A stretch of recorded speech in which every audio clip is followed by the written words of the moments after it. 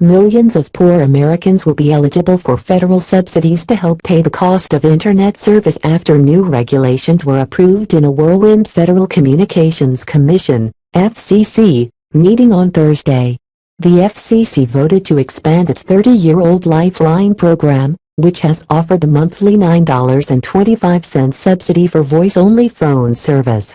The three Democratic commissioners approved the proposal over opposition from the two Republicans, who have concerns about the program's budget. The vote was delayed for more than 3 hours as Republicans accused FCC Chairman Tom Wheeler of scuttling a late-night compromise to bring them on board. They said they had a deal with Democratic Commissioner Mignon Clyburn before it fell apart under pressure from the chairman, members of Congress and outside groups.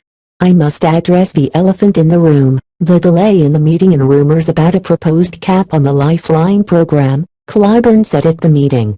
She said she engaged in negotiations with Republicans but ended up backing out because the deal did not fully achieve my vision. Clyburn told reporters said she is 5 feet 2 inches tall but not easily bullied. Wheeler gave a one-word response to charges that he bullied his fellow Democrat, Balderdash. The expansion is a major win for advocates who increasingly see Internet access as a necessity for education, finding a job or simply communicating. They point to the 15% of Americans, concentrated in poor and rural communities, who do not use the Internet. Families will only be able to receive one subsidy per household, which they can put toward paying for home Internet, phone or smartphone service, or a combination of the three under the program. Many current participants receive free basic cell service because the $9.25 subsidy covers the entire cost, but they would have to cover the remaining cost of a broadband connection. The mobile industry waged a late lobbying campaign to get the FCC to lower some of its minimum standards of service, which cover the Internet speed, data allowance and minutes that companies must offer to participate. They also warned against completely phasing out voice-only cell phone service.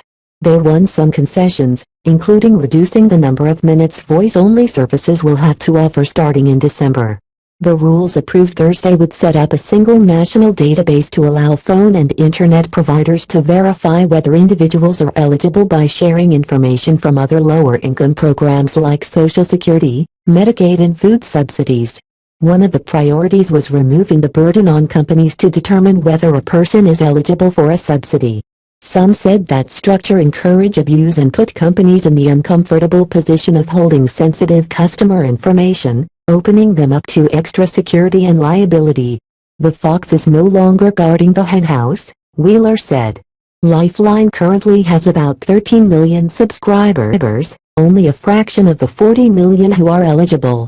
The vote Thursday imposed a budget of $2.25 billion per year. The funds come from fees imposed by the phone companies. The FCC expects the overhaul to increase participation, and it has projected that about 7 million more people could enroll before hitting the budget ceiling. Republicans wanted a firm budget and pressed for a lower cap. The program received harsh criticism during President Obama's first term due to reported fraud and abuse that stemmed from the expansion to free cell service. That abuse led to a number of reforms in 2012. But there are still questions about whether the program is effective at connecting poor families. The Government Accountability Office last year criticized the FCC for not exploring the question in greater detail. It also pointed to a handful of pilot programs to test the expansion to broadband, which suffered from low participation rates.